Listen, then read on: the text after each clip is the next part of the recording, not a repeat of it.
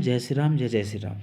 तो ये जो वीडियो है इसमें हम देखने वाले हैं प्लेसेंटा क्या होता है। हम सब जानते हैं कि फीमेल जब प्रेग्नेंट होती है तो फीमेल के बॉडी में एक बड़ा सा ऑर्गन फॉर्म होता है जिसको हम कहते हैं प्लेसेंटा। ये प्लेसेंटा मदर से न्यूट्रिशन ऑब्टेन कर करके, मदर से रेस्पिरेटरी गैसेस को लेकर के वो फीटस को प्रोवाइड करता है। अब प्लेसेंटा क्या सिर्फ फीटस के टिश्यू से बना हुआ होता है? नहीं, प्लेसेंटा बना हुआ होता है फीटल टिश्यू से भी, और प्लेसेंटा बना हुआ होता है मैटरनल टिश्यू से भी, मदर के टिश्यू से भी बना होता है। ठीक है, दोनों टिश्यू मिलकर के बनाती हैं। दोनों की टिश्यू, जैसे फीटस जो है, फीटस जब ग्रो हो रहा होता है, फीटस का एम्ब्रियो ग्रो हो रहा होता है, तो वहाँ पर एक एक्स्ट्रा एम्ब्रियोनिक मेम्ब्रेन बनता है। उस एक्स्ट्रा एम्ब्रियोनिक मेम्ब्रेन को हम कहते हैं कोरियोनिक विलाई।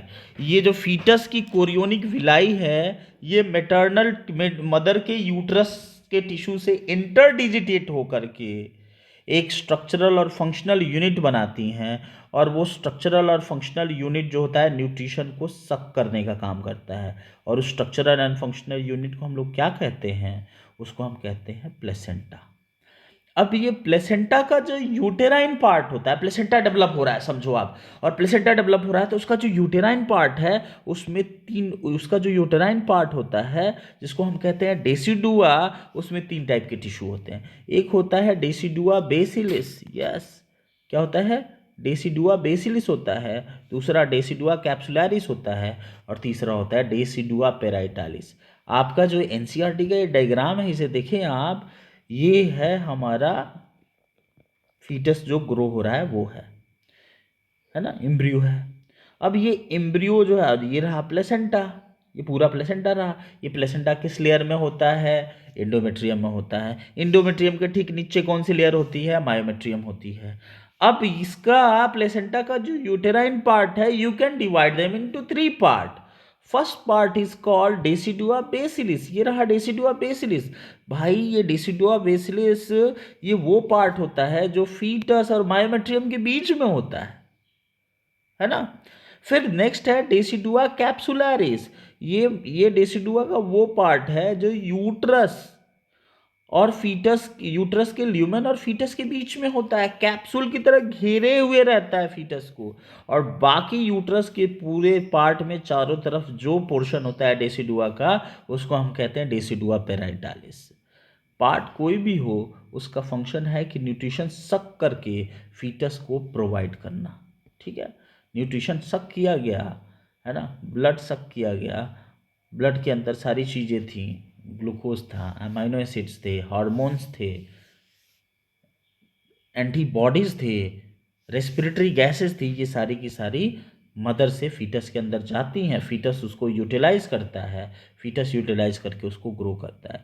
ह्यूमन का जो प्लेसेंटा होता है उसको हम कहते हैं हीमोकोरियल प्लेसेंटा। क्यों?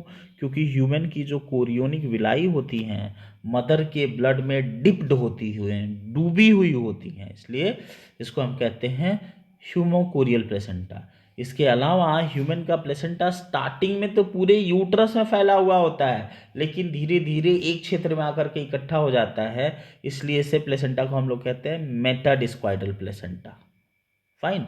अब प्लेसेंटा और फीटस को कनेक्ट करने के लिए बीच में एक कॉन्डॉइड की तरह स्ट्रक्चर होता है, एक रास्ता होता है जिसके थ्रू सारा न्यूट्रिशन जाता है, उसको कहते हैं अम्बलाइकल कॉर्ड।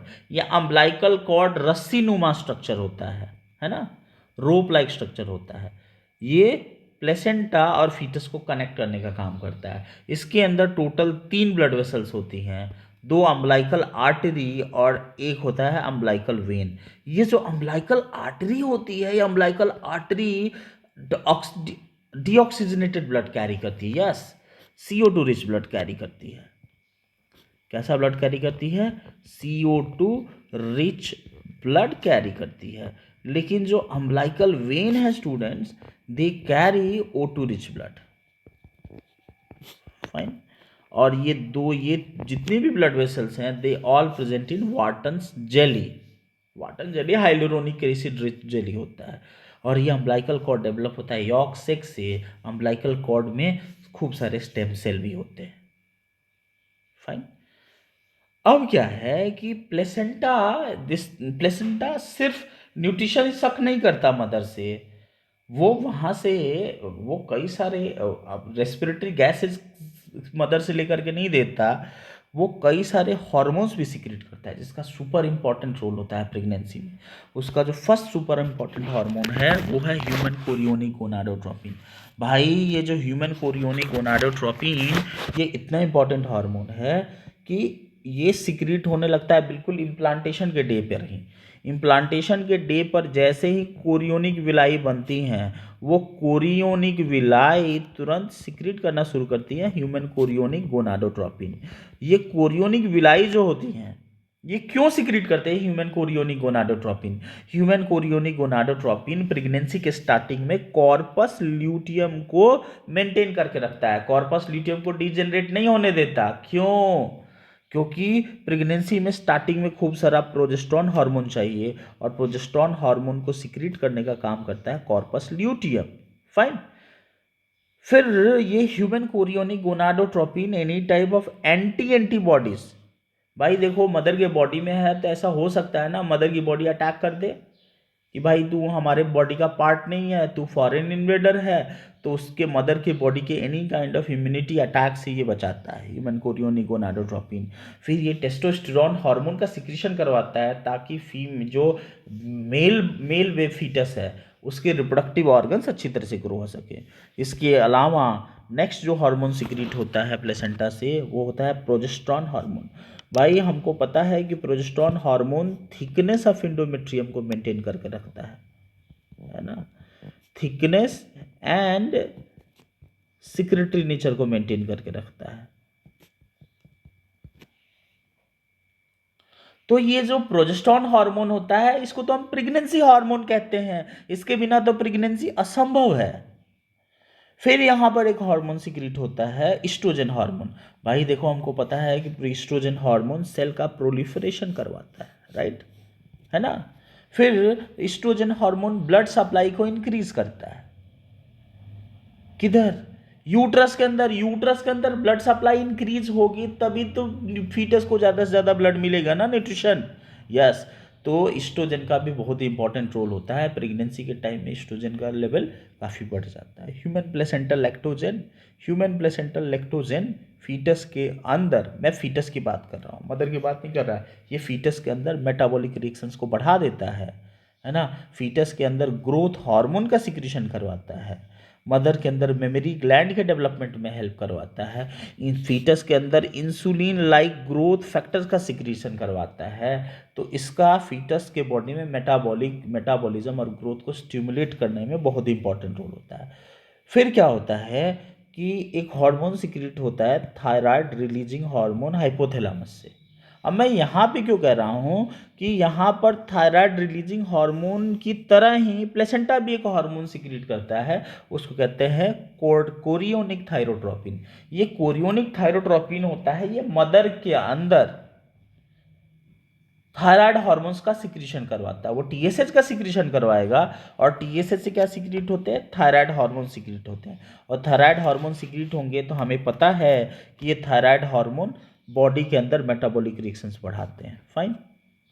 फिर एक और हार्मोन यहाँ पे सिक्रीट होता है, वो होता है कॉर्टिकोट्रोपिन रिलीज हार्मोन की तरह है, उसे कहते हैं कोरियोनिक कॉर्टिकोट्रोपिन। और भाई ये कोरियोनिक कॉर्टिकोट्रोपिन फीट मदर जो होती है, मदर के अंदर एसीटीएच का सिक्रीशन करवाता है उसके एंटीरियर पिट्यूटरी से, और फिर वो एड्रिनल कॉर्टेक्स पर एक्ट करके कॉर्टिसोल सिक्रीट करवाता है, और वो कॉर्टिसोल ब्लड में ग्लूकोज को बढ़ाता है। क्यों? क्योंकि प्रेगनेंसी के टाइम में मदर के बॉडी में दो दो ग्लूकोज के कंज्यूमर हैं, एक मदर और दूसरा फीटस। तो ब्लड में ग्लूकोज थोड़ा सा तो ज़्यादा होना चाहिए ना, उसी ग्लूकोज को इंक्रीज करने का काम कॉर्टिसोल करता है। और फिर लास्ट हार्मोन रिलैक्सीन हार्मोन, बेबी पूरी तरह से मैच्योर हो चुका है, बेबी को डिलीवर करवाना है, तो ये प्यूबिक सिम्फेसिस में रिलैक्सेशन का काम करता है। तो ये जो वीडियो है, इस वीडियो में हमने देखा कि प्लेसेंटा क्या होता है। प्लेसेंटा मदर और फीटस के टिश्यू से बनता है, स्ट्रक्चरल और फंक्शनल यूनिट होता है जो न्यूट्रिशन को सक करके फीटस को प्रोवाइड करता है। प्लेसेंटा एक मदर के ब्लड और फीटस के बीच में ब्लड प्लेसेंटल बैरियर भी बनाता है। वो ब्लड प्लेसेंटा बैरियर है अननेसेसरी चीज़ों को फीटस के अंदर इंटर नहीं होने देता। जैसे मैं आपको एक एग्जांपल दे रहा हूँ, प्लेसेंटा जो है वो ज़्यादातर वायरसेस को, ज़्यादातर बैक्टीरिया को जाने नहीं देता, लेकिन कुछ तो चले जाते हैं, जैसे रूबेला वायरस है, साइटोमेगालो वायरस है, हर्पिस वायरस है, टॉक्सोप्लाज्मा गोनाडी पैरासाइट है, वो तो क्रॉस करके टॉर्च लिख दे रहा हूँ। Toxoplasma gondii, rubella virus, cytomegalo virus, herpes virus, ये तो क्रॉस करके प्लेसेंटा चले ही जाते हैं। फाइन। अब क्या है कि प्लेसेंटा जो होता है, इसका जो यूटराइन पार्ट होता है, इसमें 3 टाइप के टिश्यू होते हैं, डेसिडुआ बेसिलिस, डेसिडुआ कैप्सुलारिस, डेसिडुआ पेराइटालिस। फिर प्लेसेंटा को फीटस से कनेक्ट करने का काम अम्बिलिकल कॉर्ड करता है। अम्बिलिकल कॉर्ड के अंदर दो अम्बिलिकल आर्टरी, एक अम्बिलिकल वेन होता है। Umbilical artery carbon dioxide rich blood carry करती हैं, और अम्बिलिकल वेन है ऑक्सीजन रिच ब्लड। फाइन। फिर मैंने बताया कि ये हार्मोन सिक्रेट करते हैं। कितने हार्मोन? ह्यूमन कोरियोनिक गोनाडोट्रोपिन, जो स्टार्टिंग में कॉर्पस ल्यूटियम से प्रोजेस्टेरोन हार्मोन का सिक्रीशन करवाता है। फाइन। ये किसी प्रकार के एंटीबॉडी अटैक से बचाता है, जो मतलब मदर ऐसे चाहेगी ना, जैसे ऑर्गन रिजेक्शन होता है वैसे बेबी को रिजेक्ट कर दे तो उसको रिजेक्ट होने से बचाता है। फिर प्रोजेस्टेरोन हार्मोन का सिक्रीशन होता है खूब सारा। ये progesterone hormone thickness of endometrium को मेंटेन करके रखता है। देन एस्ट्रोजन हार्मोन, ये एस्ट्रोजन हार्मोन सेल डिवीजन करवाता है, उधर यूट्रस के अंदर ब्लड सप्लाई को बढ़ाता है, ताकि जो फीटस को न्यूट्रिशन मिल सके। फिर ह्यूमन प्लेसेंटल लैक्टोजन, ये फीटस के अंदर मेटाबॉलिक रिएक्शंस को इंक्रीज करता है। रिलैक्सिन हार्मोन जो है, ये फीटस के जो बेबी जब पूरी तरह से मैच्योर हो जाता है 9 मंथ पे, तो उसको डिलीवर करवाने का काम करता है। कॉर्टिकोरियोनिक कॉर्टिकोट्रोपिन ग्लूकोज के लेवल को ब्लड में बढ़ाता है। तो इस वीडियो में इतना ही, बाकी देखेंगे नेक्स्ट वीडियो में। आज्ञा दीजिए। जय श्री